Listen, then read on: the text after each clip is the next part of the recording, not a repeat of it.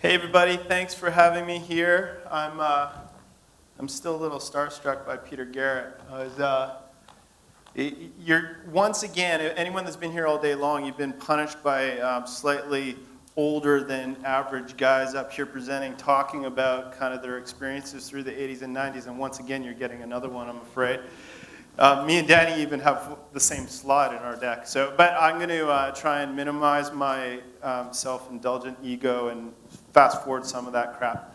But yeah, Peter, how awesome is he? Like little man crush there. The great balance of creativity and intelligence, and so well spoken. And as a little skater dude in Vancouver, Midnight Oil was probably one of the few Aussie acts that really reached us. I think the Hard-Ons were Australian, weren't they?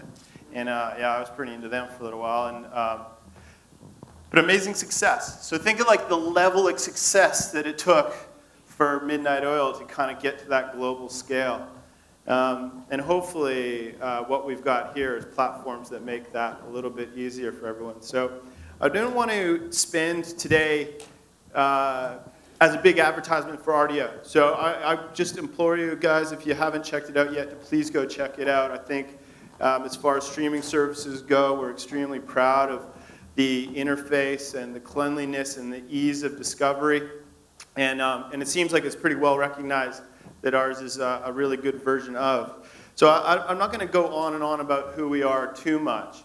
It was the founders of Skype that created Rdio. And I think that comes through pretty quickly when you start playing around with it, because it is that investment in the technology and the simplicity of what they did with Skype translating into what entertainment streaming can be that really works for us. And then there's that balance of forward-thinking technology and best-in-practice technology coupled with music industry knowledge and love of music and marketing. And it's the love of music is what really got me to this point. I'm pretty fresh. It's about 3 months that I've been in this role running Rdio in Australia. And I couldn't be more stoked. I'm so pumped and so excited. And my main mission at the moment is just to share that stoke and get everyone else really excited and pumped as well. And so the last 3 months I've been running around having all my meetings with people here in the industry. I've lived in Australia for 13 years, so I've got a few hookups. And chatting to everyone and kind of telling them why I've got so into this. And really the reason I got into it is because my personal experience with music and my love of music, once it got exposed to Rdio, just went boom. It was just like an explosion of everything that I'd ever want from a music experience. And what's happened for me in the months since I got on the service has been really, really interesting. And I just want more and more people to experience this. Because as you get into it, this group is obviously a pretty heavy music-loving group of individuals. You people are probably the ones that are, if not already on Rdio or another similar service, you're probably on the verge. You just need more people like me convincing you to do it, and then you're going to tip over. And then it's hopefully you guys that then spread the messages to your other networks that help tip over that bucket, and it grows and grows and grows. And this, my fantastic homemade graphic that I did myself, is my explanation of why this whole thing is so awesome. And it's pretty funny because really you might be already to tell by the way I talk to you, I'm not a tech dude at all. I'm a bit of a marketing guy. I'm an old washed up snowboarder from Canada that just landed a couple good jobs. And definitely compared to the colleagues that have been up here on stage today, this is a very unscientific presentation, but at least it's an honest one. So here is kind of a good example of what I'm calling my new circle of life of music, entertainment, and enjoyment. And this is kind of what I think explains the fun and the coolness of what this new technology starts to deliver. And this new technology is totally in its infancy. So this is only the first version of. What this will become is up for us to determine. But basically, anyone a Hermitude fan? How good is this album? Holy shit, these guys are so sick. So Hermitude, I didn't really know much of them. I heard the song on Triple J while I'm driving. I Shazammed it, comes up in Shazam, and then I look for it in my Rdio service. And anyone that uses us at the moment and has our app will know that we've got a really amazing setup with Shazam, where basically you Shazam any song, and the first prompt that will come up under that album artwork is to listen to it on Rdio. So that's been a phenomenal opportunity for us. So there's Triple J. We know we love them, although there's been a little bit of haters vocal here in the audience today. But you guys, what Triple J has done for music in Australia and continues to do is phenomenal. And trust me, growing up in Canada, we didn't have anything like that. So you listen to it on Triple J. I pull it off of Shazam.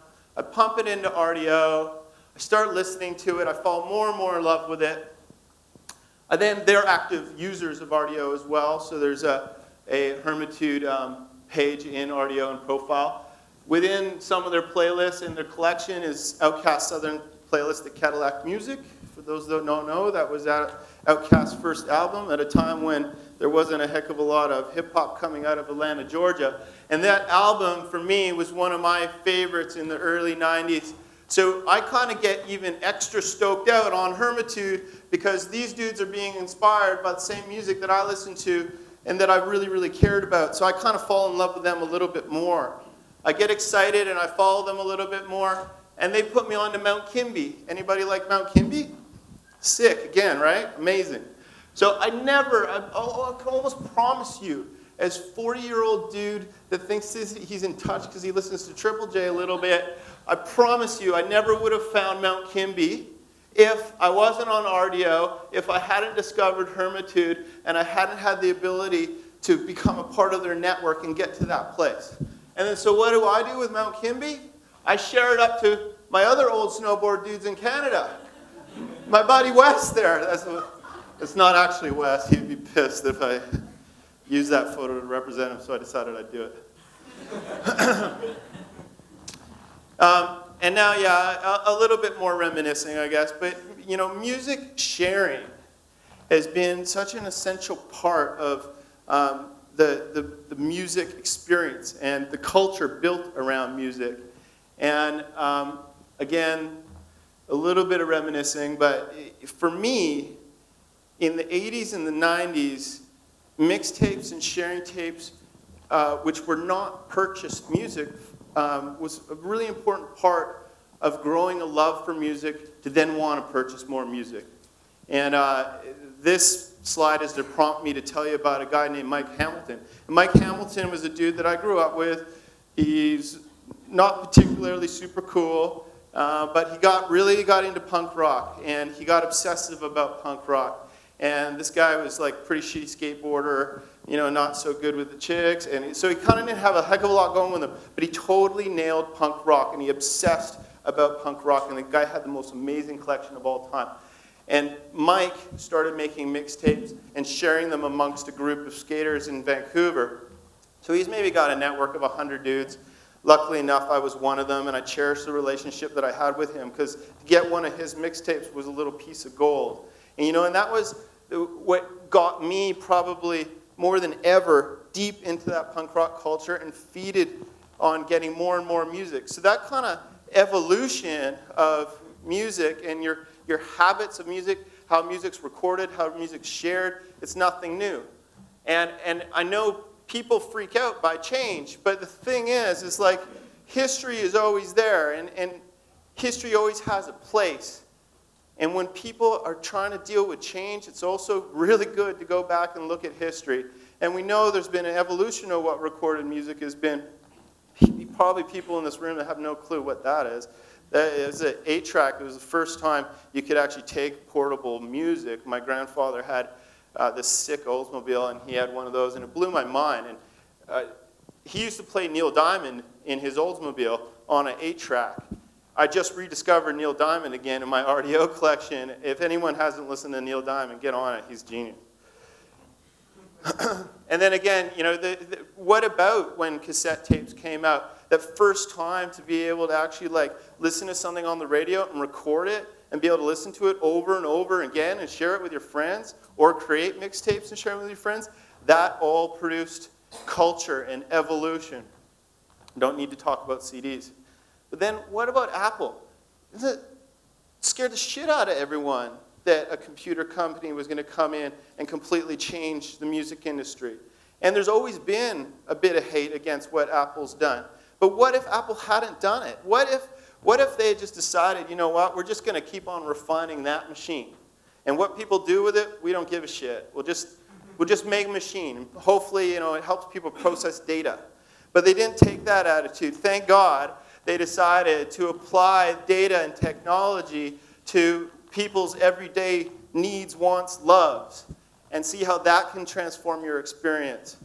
And that, I guess, got them to the point of there's my homies, DJ Khaled and Rick Ross, going out for a mellow drink on a Tuesday night. Think of what the evolution of what iTunes did. The industry obviously, didn't have the foresight there yet. And then when things started picking up with it, there's a lot of backlash. We're going through another evolution. It's just time for us all to be a little bit more accepting and participate in it, I believe. But obviously, money is a big topic of conversation. And I think my point with money is that money drives the industry, money is essential, and a fair deal for everyone in the industry is really essential. And absolutely, compensation for artists and rights holders is paramount, or any platform will fall apart eventually. If artists aren't going to contribute their art to a platform, the platform dies on its face real quick. The point being that there's a lot of comparisons of apples and oranges at the moment as well. And the revenue, the monetization of those massive catalogs of music that we're talking about and that we want and that we demand and that we're using right now, that comes from evolution. That comes from people being vocal and working together and organizing deals. And the thing with the monetization model that seems to be misunderstood a lot is that at the moment, the media especially makes a lot of comparisons of download and stream. And you'll hear comments of like, my indie band got a check for 10 grand for our download royalties, and we got a check for $300 for our streaming royalties. Streaming's a fucking ripoff. Well, it's bullshit. That is bullshit. That is short-sighted thinking of what the model is and what it can grow to be. In its simplest form, the streaming model is about a pay-per-listen kind of idea. So the traditional form of marketing music and selling music comes off the back of a bit of push upon launch, hopefully a success of making a bunch of cash within, a 12-week period after that launch, off of that recorded sale, and then after that, kind of realizing that it's probably going to dip out. As individuals, you buy that download or you buy that CD, you're paying your cash one time for that music that you'll listen to for the rest of your life. But with a streaming model, in a way, you're actually paying every time you listen to it, where the people that are delivering that have to pay every time it's being listened to. So the models aren't comparable, because what we're talking about is something that builds over a long period of time as things are enjoyed. And then also, the comparison in those royalties is about a big, huge, massive machine that everyone uses and everyone enjoys, and businesses that are just starting up, that have a small audience and context of it. So that pool has to grow, that music consumption has to grow, and then we start getting to some sweet spots. And then we start appreciating the art. And the art is what really needs to be paramount in the whole scenario.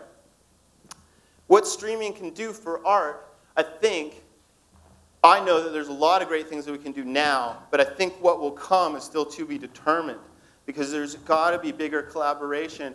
And it's been so much fun over the last 3 months going around talking to all these people in the industry here in Australia, because the appetite for collaboration is huge. The cool thing is that the labels, the tour promoters, artist management, the artists themselves, everyone that I'm talking to wants to sit down and chat to Rdio. They want to do stuff with us. They want to talk to me about ideas. And that is what we need. We want to foster that kind of thinking, because what this thing turns into has to be good for everyone, like I said.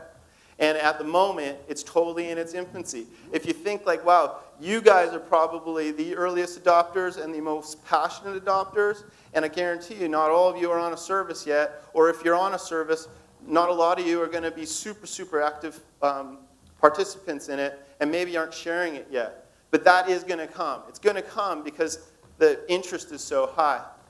So one of the things that I think is great about what we do deliver now for the instant is obviously it creates a platform. It's a distribution platform. It's a marketing platform. But it's this discovery that really starts to crank to work for everyone. And the most exciting bit here is that I think, and I was very guilty of this, and some people might not want to admit it, but the download model creates an appetite for singles. It's easy to pay a couple bucks for a song, and it's a song that you like, but whether or not you convert into an album purchaser, and then whether or not you turn into someone that's going to purchase back catalog or buy a concert ticket is a whole other ballgame. Now, through a streaming service and through that discovery model, your appetite is going to grow. If there's a song that you've heard on Triple J or on the radio or wherever it may be that's got you stoked enough to investigate that artist, chances are through your streaming service, there's no reason why you wouldn't listen to the full art, the full body of art, the full album. And when you've listened to that full album, you're going to either become more passionate about that artist or you're not going to like them as much. Hopefully you like them more. If you become a more passionate fan of that artist, there's no reason then why you wouldn't go back into their back catalog or discover other things that they're doing.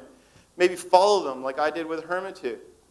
That's going to create a bigger, passionate fan base and create bigger support for the art and promote subculture. We all know that subculture is the pointy end of what music has got to be. It's subculture that has always made the cooler shit that then can be adapted and brought out to the masses. And it's sharing music and creating those communities around music and the ease of sharing music that helps promote subculture and superfans. Freak. Drake. Yeah, I like Drake, but not like that. This is funny. Brad Edwards, the guy that set this thing up, was getting pissed off at me because it took me forever to get this deck finally to him. And I'll blame it on this, Brad, because I started Googling bad rock tattoos, and it got so freaky and shit, I just couldn't believe it. Who would do that? How about this? Oh! The worst thing is I totally think that's a dude's back. That's so bad. Horrendous. Anyways, yeah, you want to have some fun. Start Googling that.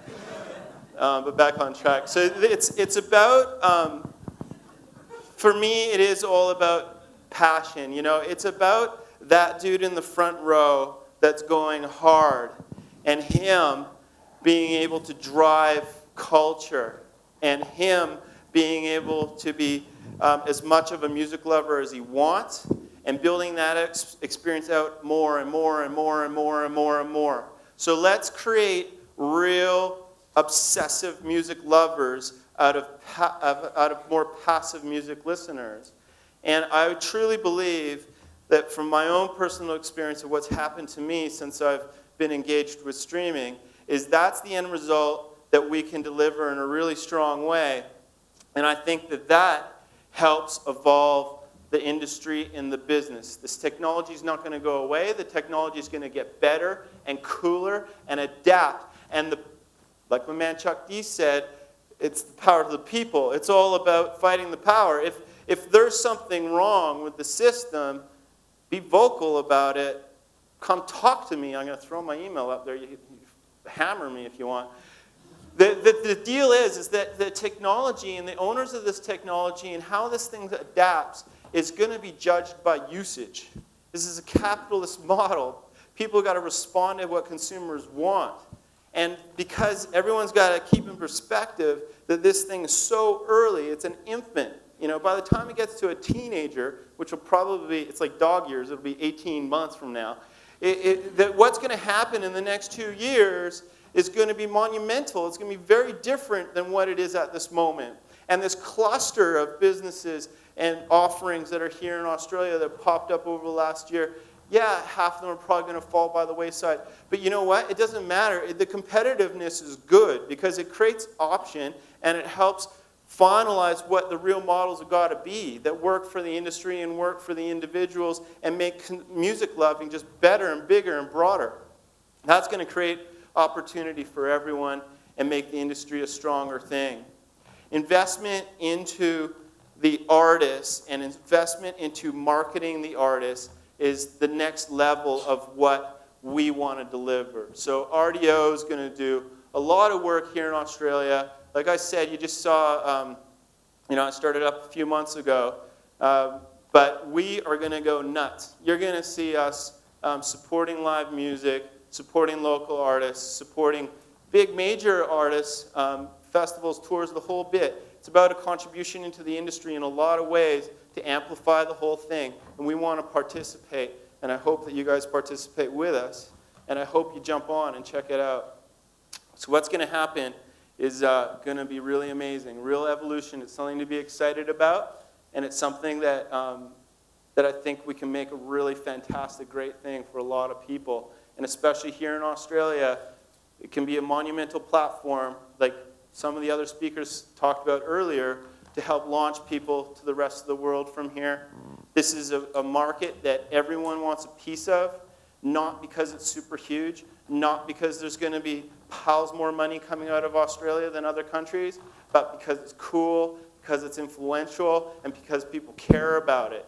Australia is an important place from a music industry perspective, and a lot of you here in the room are the ones that are going to help influence where this thing goes. So that's me. That's my email. Tricky email, eh? It's the guys from Skype. They don't do the .com stuff.